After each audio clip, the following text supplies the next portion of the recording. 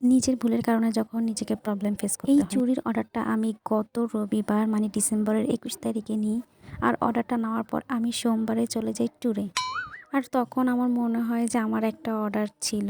তারপর যাই হোক আমি ক্লায়েন্টকে জানাই দিলাম যে আমি তো একটু ব্যস্ত হয়ে গেছি, তো আমি এটা চুড়িটা পরে দিব। তো আমার ক্লায়েন্টও আমাকে আর কিছু বলল না। আমি আমার ঘোরাঘোরা শেষ করে ২৬শে ডিসেম্বর বাসায় ব্যাক করি, মানে ফ্রাইডেতে। বাসায় এসে একটু রেস্ট করার পরে দেখতেছি ক্লায়েন্টের এসএমএস। আর আমার ক্লায়েন্টের কথা শুনে আমার চোখ মাথায় উঠে গেছে, এমন অবস্থা হয়েছে।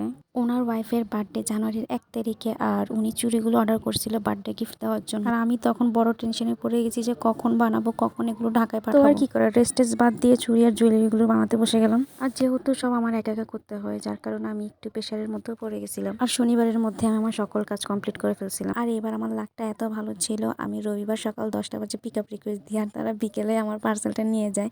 সচরাচর কিন্তু আমার সাথে এটা হয় না। আমি পিক আপ রিকোয়েস্ট দেওয়ার প্রায় ২ দিন পরে এসে আমার পার্সেল